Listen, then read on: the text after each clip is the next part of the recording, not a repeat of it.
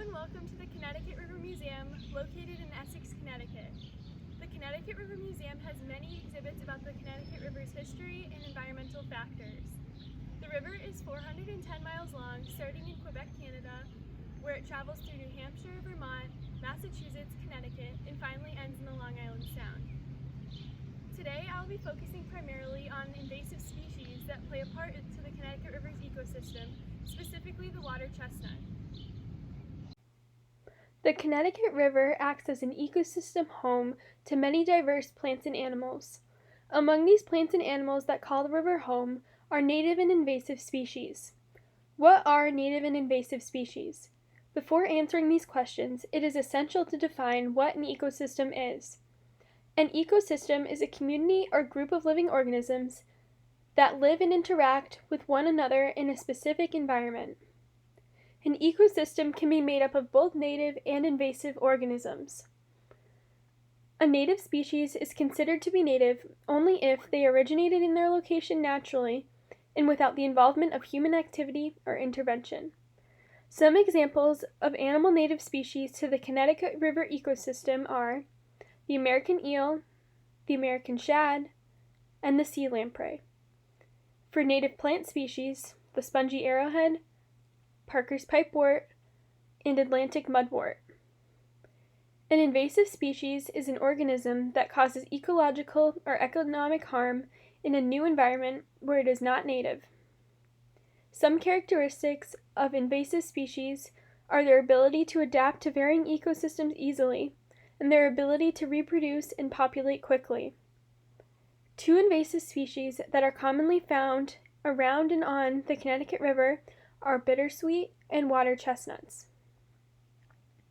Water chestnuts are native to Northeast Asia, Southeast Asia, Western Europe, and Western Africa. They came to New England from Europe to be planted first in Collins Lake and to be cultivated in the Harvard Botanical Gardens and other ponds in Massachusetts. They were brought to America because of their attractive flowers and leaves that float on top of the water surface. The growth of the water chestnuts was contained to these original sites until they eventually escaped in 1979, only 2 years after they were introduced from Europe.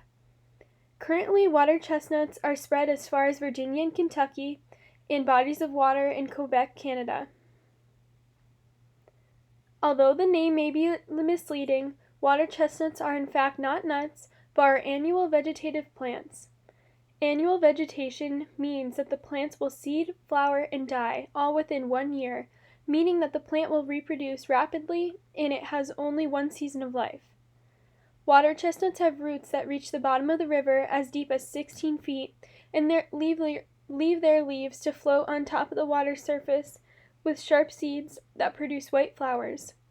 They also have the potential to be hydroponic, which means that their roots can function while floating below the surface and not latch onto the ground beneath the rosette. The leaves grow in dense bunches resembling a green blanket covering the water.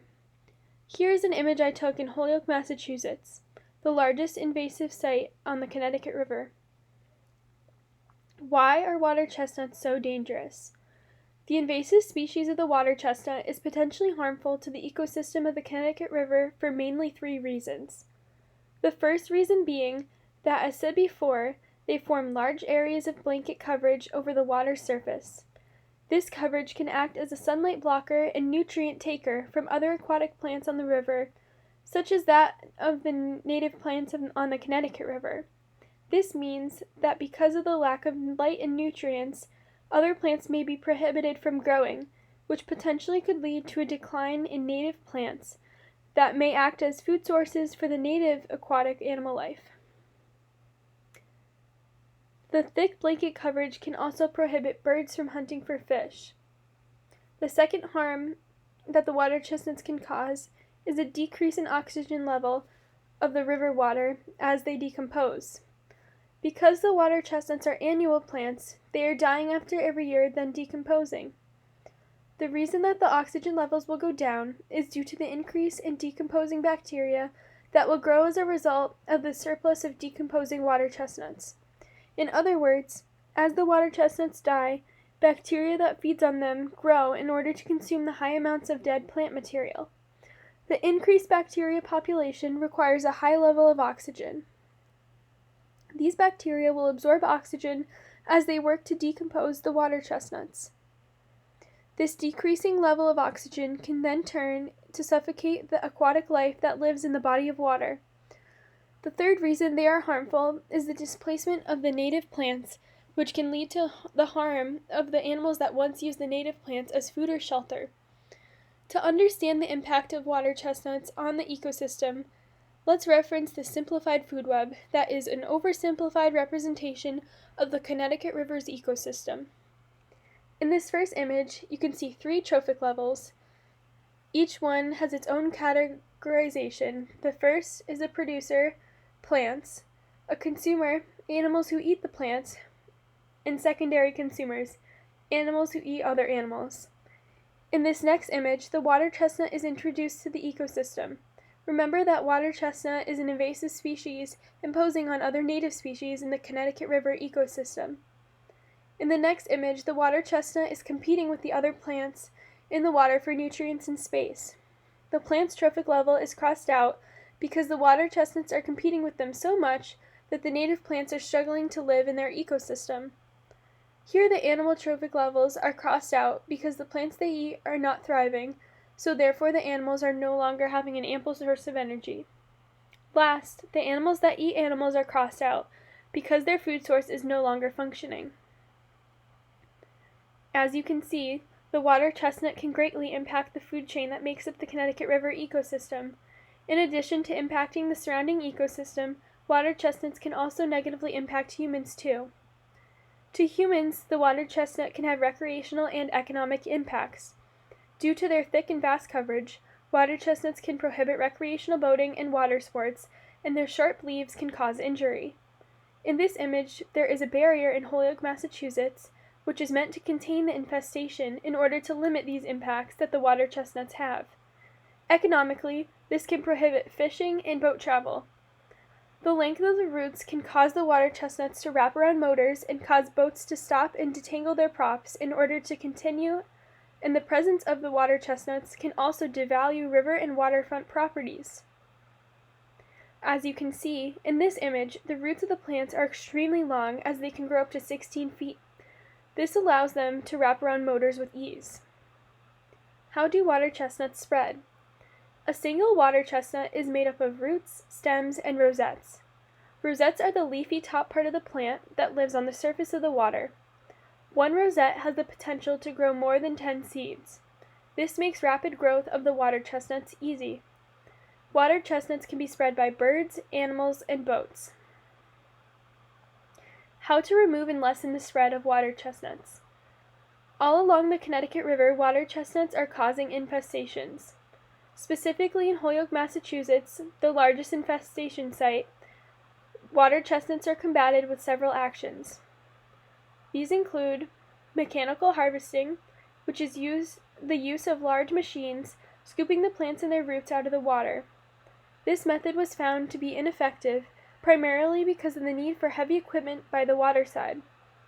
This is also an expensive method of treatment. Another way that the water chestnuts are reduced is by using herbicide treatments. This strategy treats the water chestnuts as you would weeds in your garden. This method is found to be less expensive than using machinery, but is slow to get the water chestnut population under control. Other options for the removal of water chestnuts include the option of manually removing them by hand, typically done by volunteers. The following is a video of Aliki Fournier, an employee at the Connecticut River Conservancy, and a volunteer who helped pull the water chestnuts in Holyoke, Mass. Hi, my name is Aliki Fournier. I work at the Connecticut River Conservancy. I'm the ecology planner, and we're here today in Holyoke, Massachusetts. We just concluded one of our water chestnut pulls at Loch Pond Cove. Loch Pond Cove is actually the largest infestation site for water chestnut. And a bit about water chestnut: it's an aquatic invasive species that grows in the Connecticut River watershed, and it takes over the surface of the water, cutting sunlight for other organisms to grow in the water, and also absorbs all the oxygen, suffocating any other vegetation or animals that try and grow in the area. So we're here at Loch Cloncove today. We pulled several bags of water chestnut, and I we'll was keep lucky doing the enough work to go throughout and the help summer. and experience this water chestnut pull firsthand, along with the Connecticut River Conservancy. The vastness of the infestation can only truly be understood when seen firsthand. Handpicking the water chestnuts is a method that is found to be most effective, as there is potential to remove the entire plant. When picking water chestnuts from the water surface, volunteers are instructed to get the entire plant, including rosettes, stems, and roots, in order to best limit the chances a seed will remain and will allow for more growth. One method volunteers use is the spaghetti method, which winds the long stem and root of the plant up and around their glove in order to remove the entire water chestnut. Volunteers are encouraged to pull the plant as early in the season as possible because the plants will be that much less likely to form a strong root to the ground. In Holyoke, Massachusetts, the infestation is so intense, volunteers were focusing mainly on maintaining and not eliminating the plant. In order to keep the water chestnuts contained to Log Pond Cove, there is a barrier set up, and volunteers work to pick the stray plants that grow along the edge of the pond, making an attempt to save the spread from the rest of the river. There are 4 things you can do to help stop the spread of water chestnut. The first thing you can do is check your boat, shoes, or other forms of transportation for water chestnut or any other invasive species before leaving and before entering any body of water. The second thing you can do is notify your local conservancy if you see any signs of an invasive species on your stretch of the river. The third thing you can do is pay your boater's fee. This helps with efforts to control invasive species such as the water chestnut. And last, but most importantly, volunteer. You can help hand pull water chestnuts, which will help stop the spread of this invasive species. Thank you, and please visit us at the Connecticut River Museum or look at the website at ctrivermuseum.org.